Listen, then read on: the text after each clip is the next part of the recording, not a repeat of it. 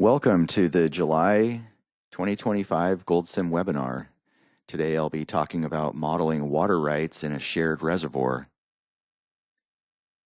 So for the most part, this model is, I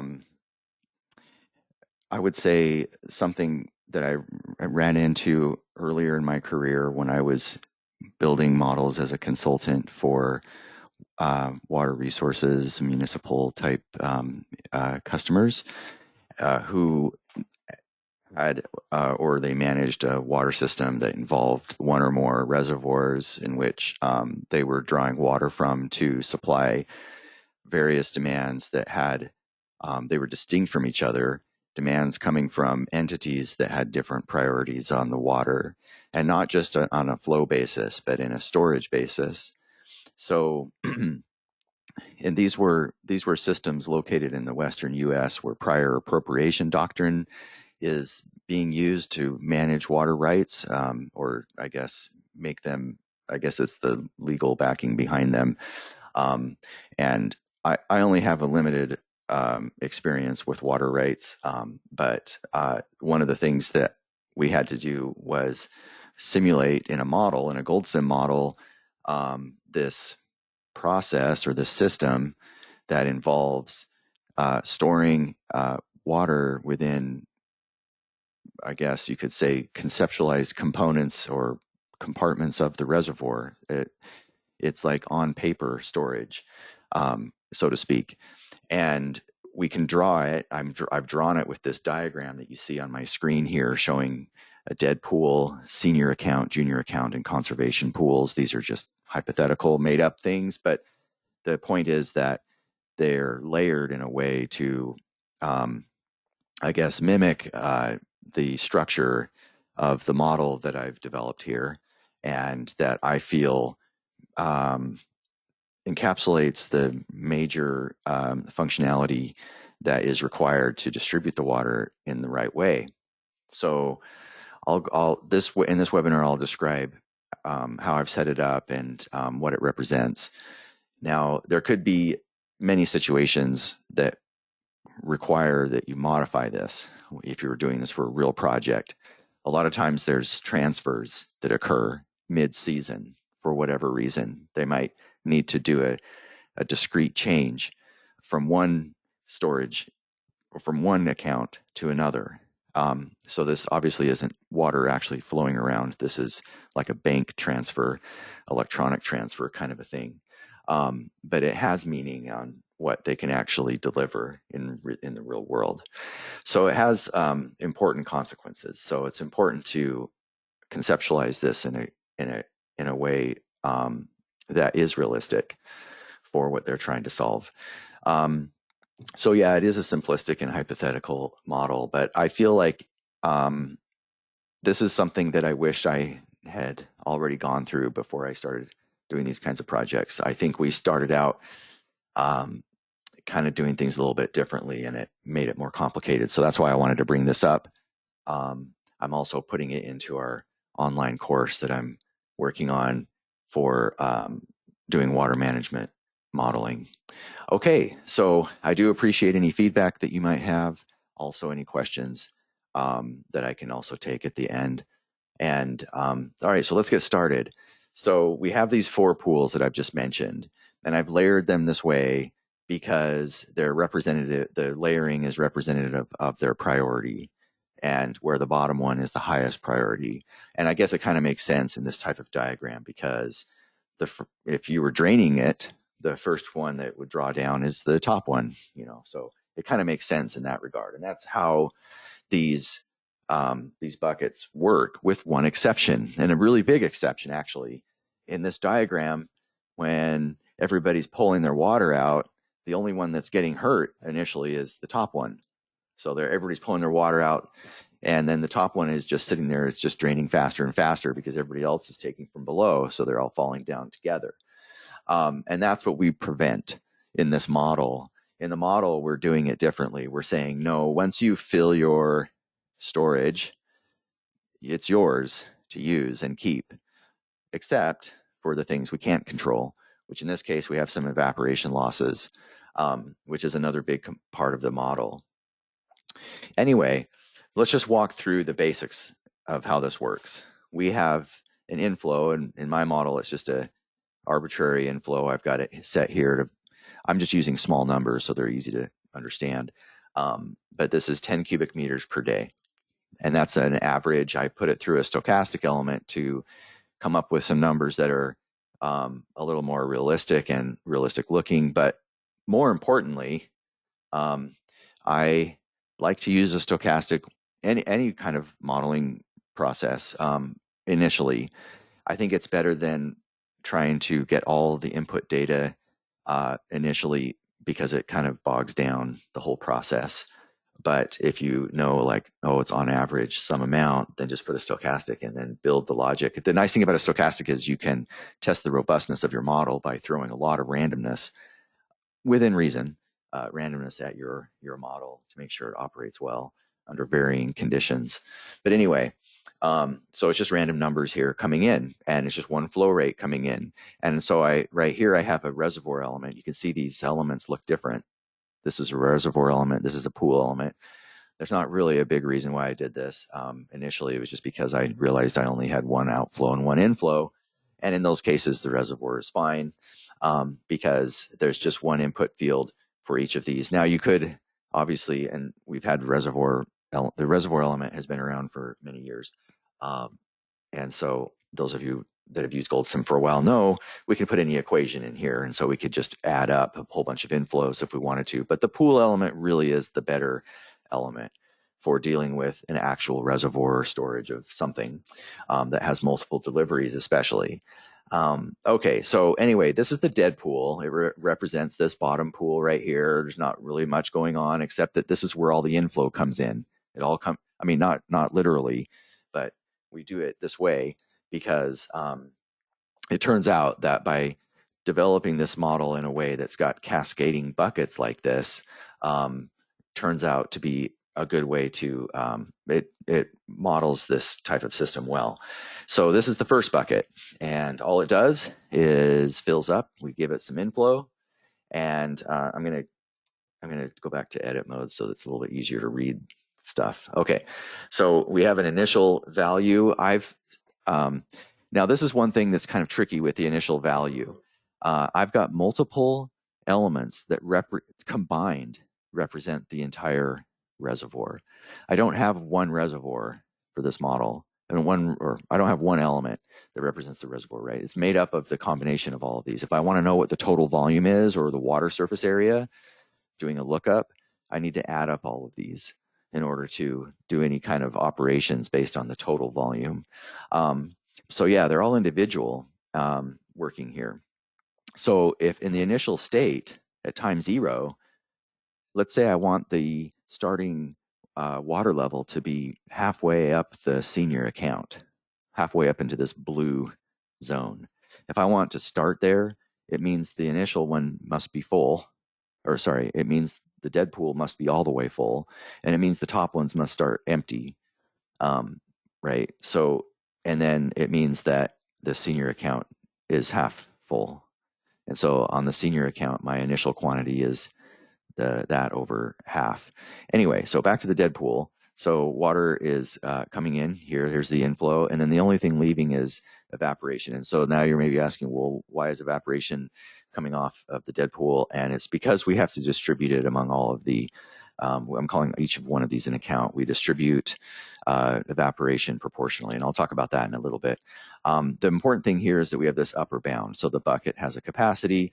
This is the capacity of the dead pool. Once that fills, then the way that a reservoir works is exactly at that point in time, which is going to be an unscheduled time step, by the way.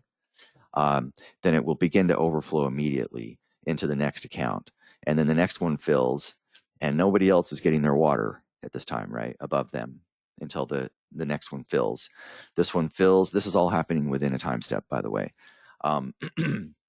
This one fills, it overflows. The next one fills, it overflows. At some point during some time steps, the overflow doesn't make it all the way up, right? Because the inflow is maybe less than what they're withdrawing from it. And so that can happen. But what this cascading bucket system does is it allows us to hold to the rule under this type of water right scheme that the higher priority, the more seniority, or the more senior water right in the shared reservoir will receive and have first dibs on inflows until it meets its allotment, and then at that time it goes to the next junior. And so that's how the system works. This is the overflow. If I go to the output port of the reservoir, you see that here's our overflow rate. That's the one that's connected here in this influence line. If I double click the influence line, then you can see here we're going from dead pool overflow into the inflow of the senior account. And you can see it down here too. Okay, so if we open up the senior account, we go to the inflows tab, here's the dead pool overflow coming in. So we're starting out, we already talked about this initial quantity, starting out halfway up that one.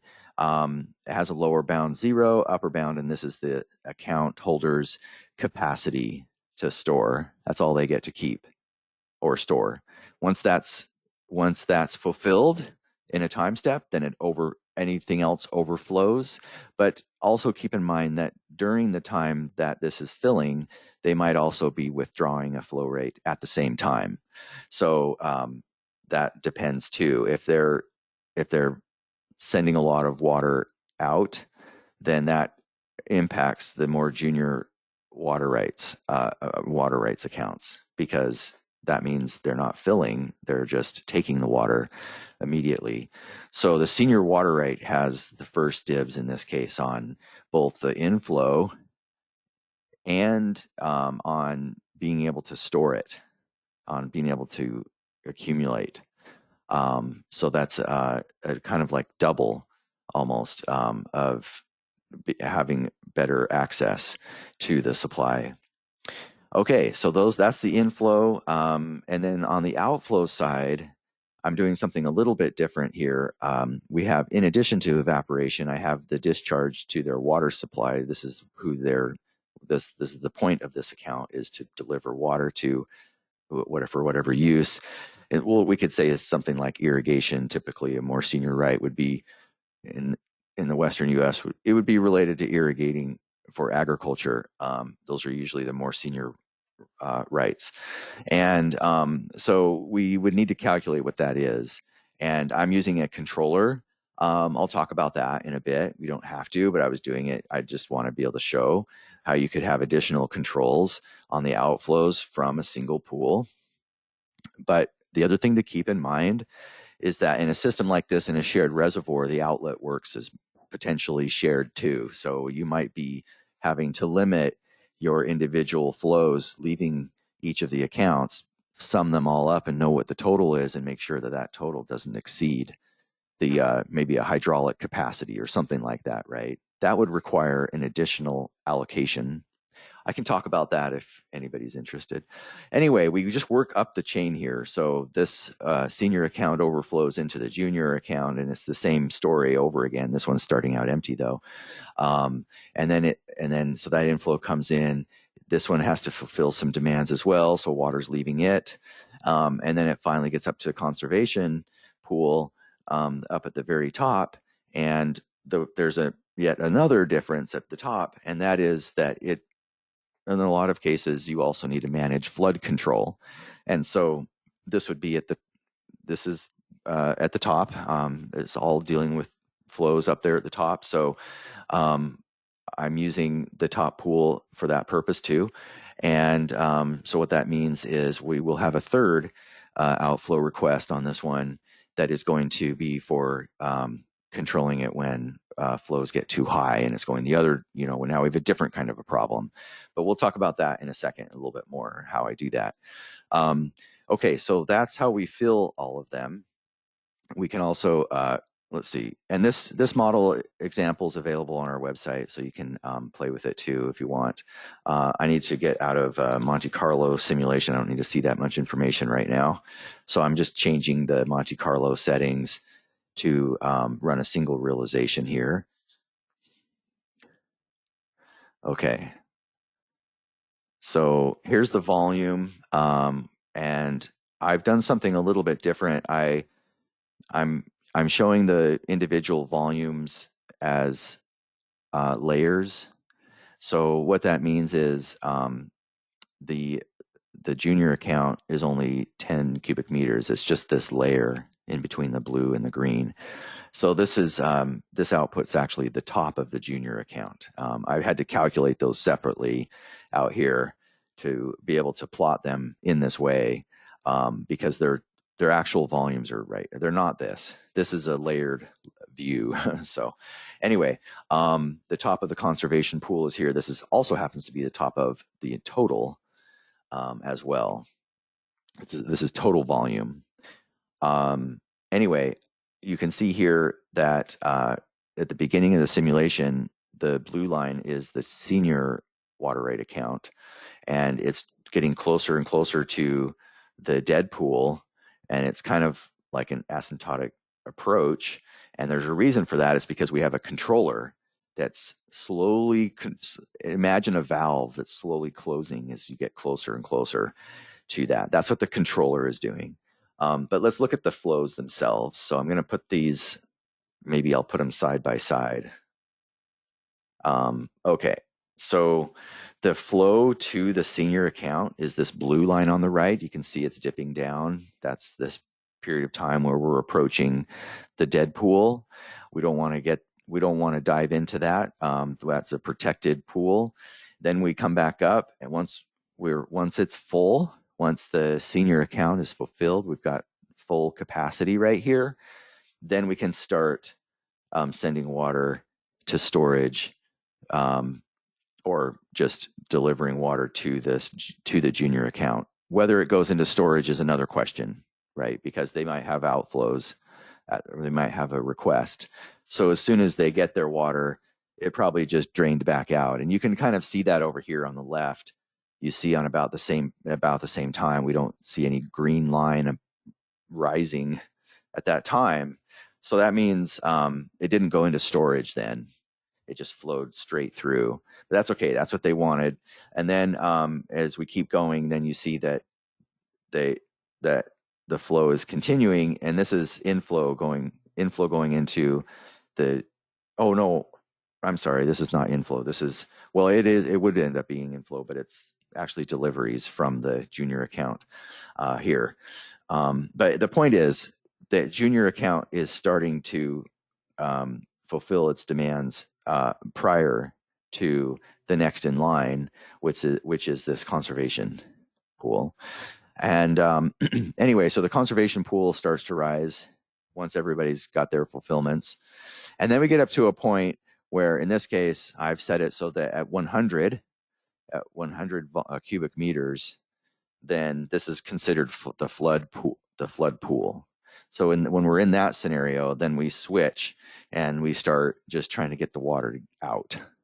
And that's this flood discharge line right here. There's an underlying factor here, which is the evaporation that's ongoing. That's down here. Okay, so those are the flows. And I'm just going to put these over here on the side, make them a little bit smaller for the time being. Okay. So let's talk about the conservation. So conservation flows, the way that it works is if you go in here, then what we do is we need to collect all the volumes. So I'm using a data element for this and as a vector data type. Oops, let me move that down. So this is a vector of accounts. These are all my accounts that I've put in here.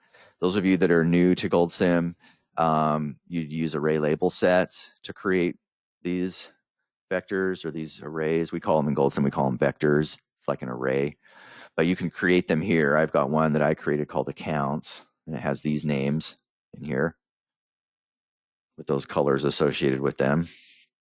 That's global. And then when you're in a data element, now we can choose to make it this accounts. So now we go in here, and these are just links. These are links to all the individual volumes as it walks through time. So this is the current volume. This is not their capacity. This is their current volume as we're walking through time, and I'm just adding them all together. And then once I add them together, then I just say, oh, okay, well, how full is that in a percent for each one. And you can see if I hover over it, you can see only the bottom two have volume in them. And then based on those numbers, and they update as you walk through time, then what we do is we multiply those fractions times the total evaporation, and the total evaporation is based on the total volume. So we get total volume, and then what's the water surface area, and then based on that water surface area, what's our approximate evaporation rate, and then we are able to come up with this vector output that says, here are the flows that we need to distribute as proportional losses. It's kind of like a shared tax, sort of, that everybody has to remove from their account every day. And so I'm calling it evaporation by account. And then that number needs to come back to each of these pools. So that's why there's a line that's going back and forth between each of these pools, right? If I move that, you can see we've got a line going to the junior account and a line going back. So the line going to it is the evaporation request. We're saying, okay, junior account, you need to remove some evaporation based on your proportional amount of being full. And there's the evaporation rate. And this is, again, another priority thing within the single account. So we've got priorities within the account where evaporation is uncontrolled, therefore the first priority. And then any deliveries they want to make would come after that. Okay, so that's how we've accounted for evaporation losses. Now let's talk about the flood control. So for flood control, I'm doing something very simplistic, and I'm using the new controller element to do it. And what I'm doing here is I'm just saying that I said arbitrarily that at 100 cubic meters, that's kind of where I'm saying this is where we begin flood operations when we're above that number. And I do that because I know that this pool is at the top. Therefore, 100 cubic meters happens to be only 30 cubic meters of this particular account, because there's 70 total cubic meters below us, and so I have to add 30 to make it 100. Anyway, there's some things you have to do like this in order to, it's not a per account operation. Flood operations is not, it doesn't care about all of these accounts, but we still have to take them all into consideration because I've layered these multiple storage elements together and stacked them up on top of each other. So we always need to be now taking in consideration all of those. And so I'm going to say now that our flood target, when I say flood target, it's kind of like, if the water level is ever above this point, we need to evacuate it. We need to try to get the water out. If it's below this number, then we don't. We turn everything off. So that's how this thing works. And you could go further with this. With a controller element, the way that it works is you tell it what's the flow capacity. First of all, is it an outflow or is it an inflow? This is an outflow. And what is the flow capacity? I've just set just a number here, but you could put the hydraulic capacity right here if you wanted to. And it may or may not be controlling. It would be controlling if the water gets up high enough, but as the water level approaches the target, then it would begin to reduce, and it reduces at a rate dependent on the factors, the inputs to this element. So let's just real quick, I know this isn't a lesson about the controller, but let me just walk through it real quick. The process variable is what we're trying to control. And the process variable in our case is the conservation pool. Then we control it using outflow. And here's the hydraulic capacity. We're assuming this is hydraulic capacity. And I'm using a proportional control method. We have these other options here. The target is 30. Now this is, again, that's the level of where we want to start discharging. And in our case, for a controller, what it means is if we're above this line, then we need to start sending an outflow request. Now I do that because my bias is 0. So if your bias is 0, then that means it's off when we're below the target. And then next is do a proportional gain constant. This is just a constant. It's a tuning factor. And this is how fast it responds. So if I made this a 1, it would respond a lot faster. And if you make this number too big, it could oscillate. So just you kind of have to play with that a little bit. If a number's too small, then it takes a long time to respond. And so when we run this model, then that's this line right here that's jumping up in response to our water volume rising above the 100. So if I just plot these together, now this is again 30 is the limit, is the line. I'm going to add the controlled outflow. This is my flood discharge, I'm calling it. So right at the time where we hit this number, then these flows increase significantly. So I'm going to save this chart so that we can see it again after I change the tuning factor. So let's just do that real quick. Change this to 1.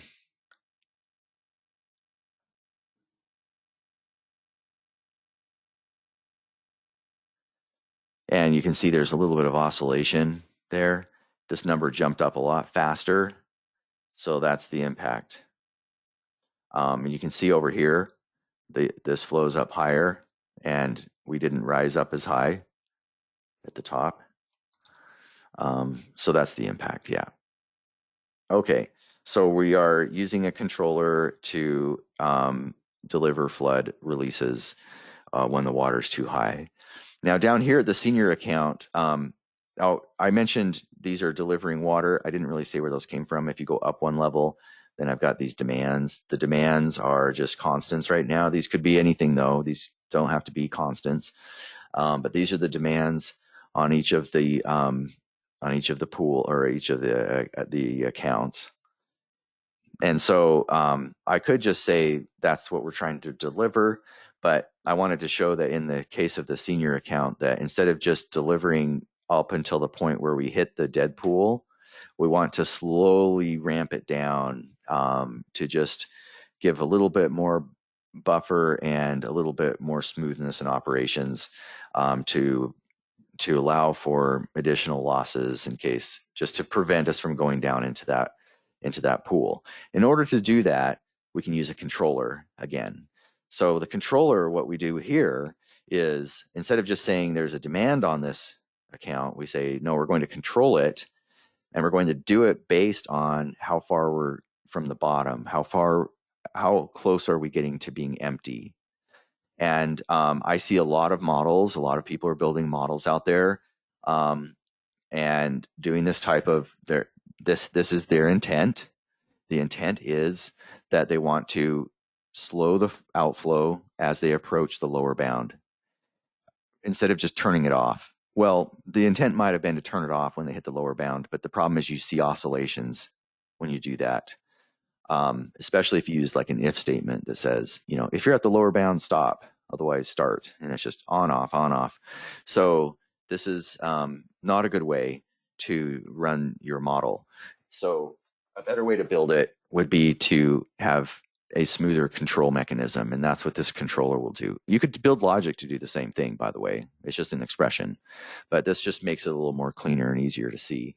So we're trying to control the senior account with this outflow. So we just put the demand in. These are the demands. That's the flow capacity. We're using a proportional again. And now this time I'm putting a target that's a little above the bottom. I could have put 0 here. That would be fine. But I just wanted to show that we can make it so there's a little buffer so we never hit the pool. But we could change this back to 0. If we make that 0, then also the bias 0, because we don't want to drop below the target ever. So keep that 0. And then the proportional gain, it will just be a little bit slower response, which makes it better for a smoother and a less like jumpy type of response. Okay, so now that I changed that to 0, let's run it again. And what we're going to see now is that the senior account draws all the way down to the top of the dead pool. And so let's just run through that one more time. I'll go back here and I'll change this to 2, the target.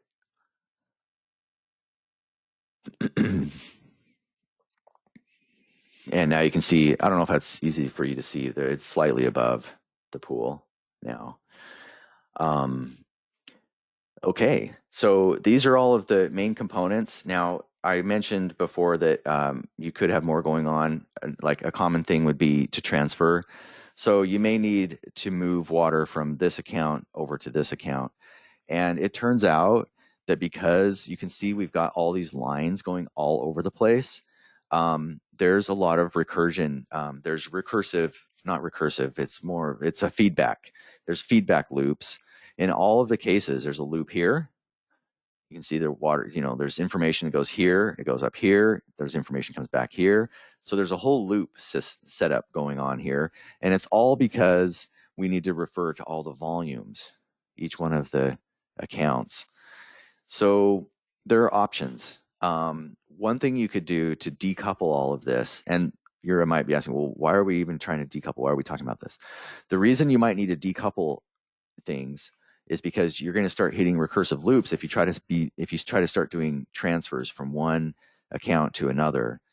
Now, I'm not even sure if we can do it. We could try it. We could say, let's just try another outflow where just on a random day, we'll call this a transfer, or I'll just say to senior. And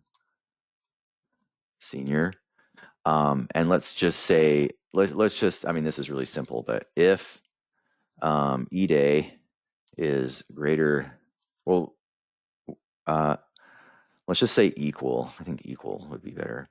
If E day is equal to, I can't even remember what day that was, but we'll say 60, then we're going to try to send 10 cubic meters per day over to the senior account. Otherwise, it's 0 liters per second. And operations. Okay, so this is not D. Here we go. I forgot. E day is just a counter, so it's just an integer. All right. So if we're on day 60, then we're going to try to send 10 over to senior. That's the idea. Let me just make sure yeah, okay. So to do that, then I need to, I created a new outflow, but as you know, in GoldSim, it doesn't just magically send it somewhere because you gave it a name that makes it sound like it's going that way. So no, I need to go to the account and I need to make an explicit call or link to the other location and get that information over to the senior like that. Okay, and you see it went red right before I closed it. Let me open that back up again. Oops, inflows. And you see it's red. And when I hover over it, it says this would cause a recursive loop. So here we are in the situation. And the reason for that is because we already have a loop going over here, and it's unable to do it. These are already coupled. It's like this is one thing already. It's because it's all coupled together. And so, but now by trying to view yet another link, it'll say, no, I can't do that. I can't do it all at once at the same time. So we've got some options. The easiest by far is going to be to delay that information. So where I was headed with this originally is I was saying, well, the thing that's causing all of the coupling is this sharing business going on with the evaporation, because that couples everything together. They all have to come into one spot and then distribute out again. So that process causes all kinds of feedback loops everywhere. I'm just telling you, I'm saying it like this because imagine you had a big reservoir with a lot of accounts. it's important to think about these and like how can we avoid these recursions in a way that would affects the most elements, and this would be the culprit. So if we come in here to evaporation losses, one thing we could consider is delaying this volume information here. And so what's the impact of that? Well, the impact is that we have a slight delay in the shared evaporation loss that we're calculating, that needs to get distributed to everybody. And what I would say is evaporation in this case is minor in relation to all the other flows. Therefore, I would make the case this is probably the best place to delay the output. And I didn't actually try this in my earlier webinar session, so I'm kind of going out on a limb to try to attempt that. But we've got a little bit of extra time today, so I'll go ahead and try doing it. And I can't remember if the best way, I mean, this really is just information that we're trying to share. So I think an information delay would be the best. And I'm going to make it an information delay of a vector of accounts. And this is cubic meters. All we're doing is we're just delaying this volume information. And, evaporation rates are an estimate anyway. So I think it's probably okay. We're only delaying it by 1 day. Now the initial volume is the tricky one, because there are initial volumes. But let's not worry about it. In a real model, you can get those, right? Because you probably have a place where you specify all your initial volumes. And I don't. I've got them hard-coded in various places. So it's not that easy. So I'm just going to do a vector on the fly, vector of 0 cubic meters on the fly. And that's close enough. I think it'll be close enough for now. Volumes. And then I'm just going to put PV for previous value. And now we can go back here. And I'm going to have to replace it in both these because there's a recursive loop that's occurring because of both total volume and percent full. Okay, so volumes PV and then volumes PV. Okay, so I've broken that link. Let's see what happens. Oh, well, that is not expected. That didn't work.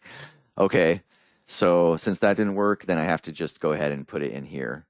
And now we're talking about flows. So the better way is probably a material delay since we're talking about delaying a flow rate. So let's put that in here. Gosh, I hope I can even do this. Let's see what happens. Oh, and before I link to it, I'm going to remove it from here.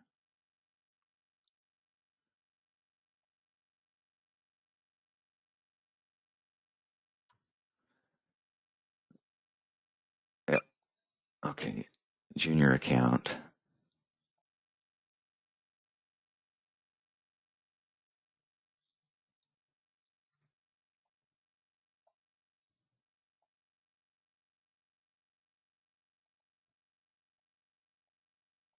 Okay, it didn't go red. It worked. Okay, so there must be something else perhaps that I'm missing here.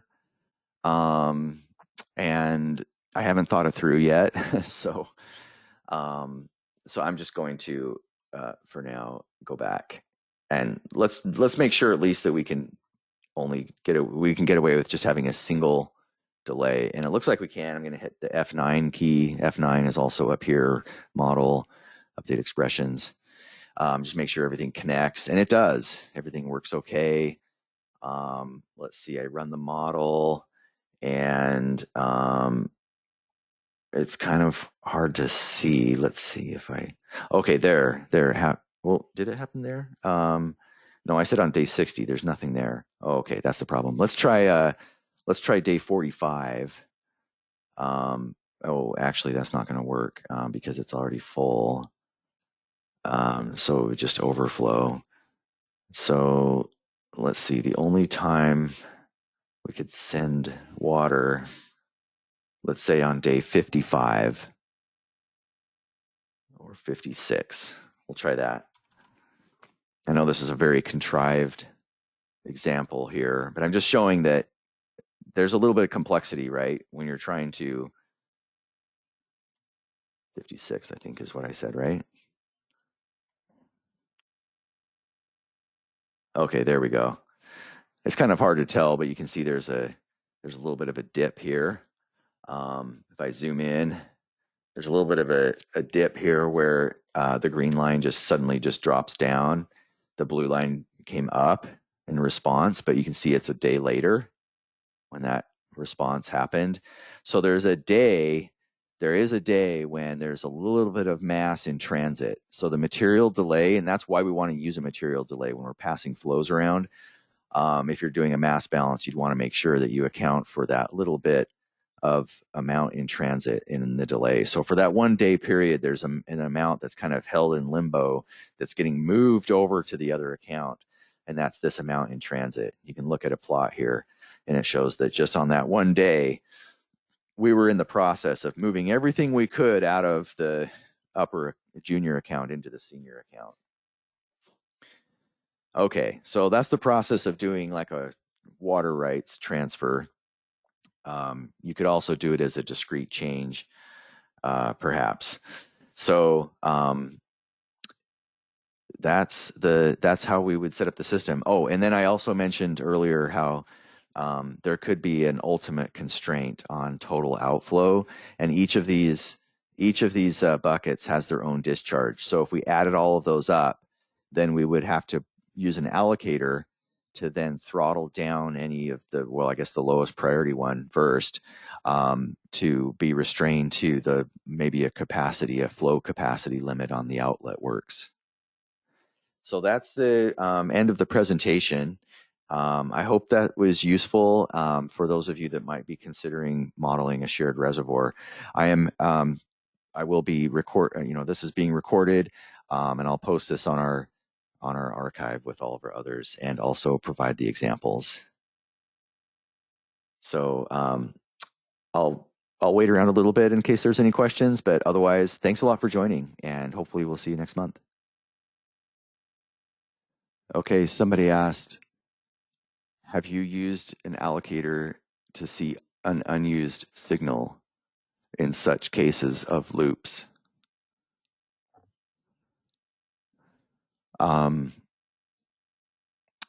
So when you say unused, you're talking about the excess at the allocator. If we've got multiple demands and then anything left over, that's the unused part from the allocator. I might need to see a little bit more about what you're referring to when you say in the cases of loops. But here's what I'm going to say. I think I know where you're headed with this. The problem, if we were to follow through what I was talking about with the allocator, okay, so we have all these outflows, right? And we need to sum them up. So I would probably do this again with this data element. Now this is kind of a workaround a little bit. The data element is really meant for constants. It's really like an inputs place. But we built the data element to allow this, so it's very important, but it's not as common. But I set the data element up with a vector of accounts, and then I'll give it a flow rate. And now we go ahead and we can link the outflows from each. These are the deliveries to their water demands.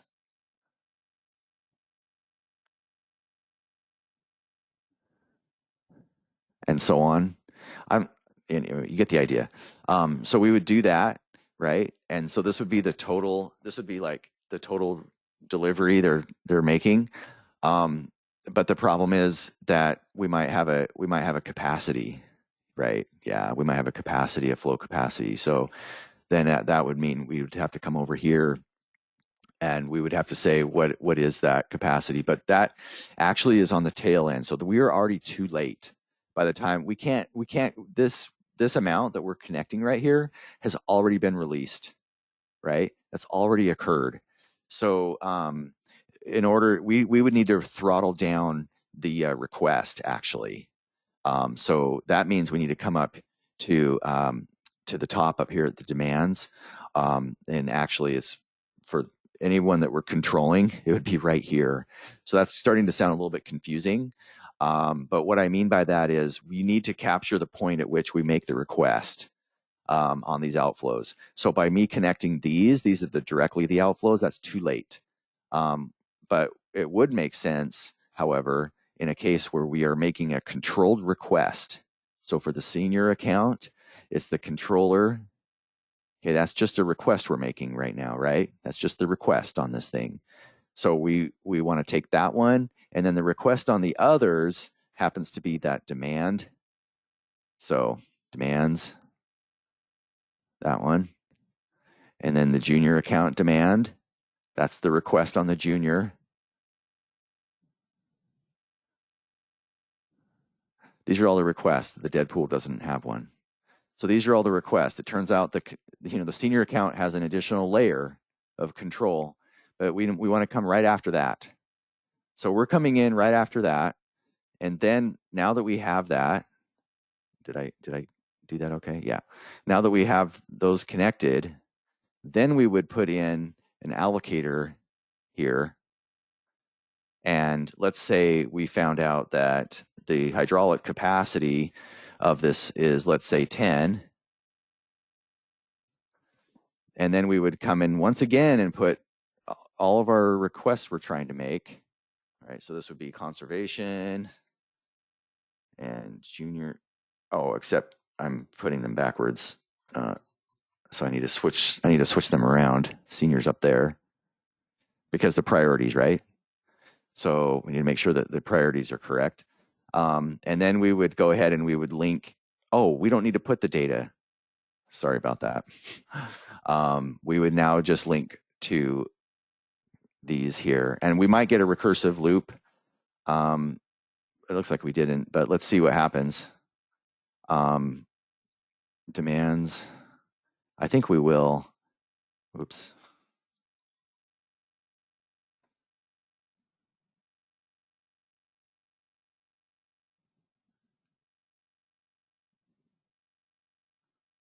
Okay. So we actually don't need that data element. So now we're allocating the requests, and we'd probably want to put that down. Request allocator, right? And then we would link the output of the request allocator into here. It's a whole another layer. Oh, that one worked. Okay, so that one worked. And then if that one worked, then these, I would think, should work. Request junior. Okay. Okay, it looks like it's pretty good. I think I would probably put the allocation outside of this container. It's getting a little messy in here.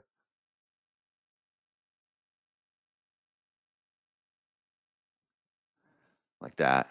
So this would force all of the discharges to be within that overall overarching capacity. So, and I'm not even sure if that answered your question, but I wonder if it did. But if it didn't, if you're just talking about, yeah, so the allocator has an unused output. Every allocator has that. Here's the unused, but that's all linked. So if you have a recursive loop in one of these, you're definitely going to also have a recursive loop in the unused as well. So that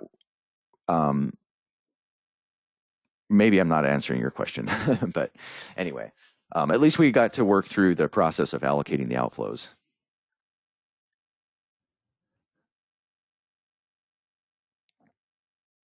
So to follow up, the question is, the original question is, have you used an allocator to see an unused signal in such cases as loops? And the follow-up is, I had a case that when the signal was not fully transmitted and part stayed as unused due to looping.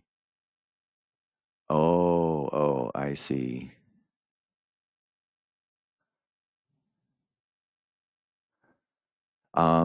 Yeah, perhaps I need to see the example for that to see exactly what you're talking about. Because yeah, once you start looping, then things are getting a little bit more complicated there. Yeah, but I am happy to help offline with that for sure. Okay, I think that's it as far as questions. So thanks a lot for joining, and yeah, hopefully we'll see you next month.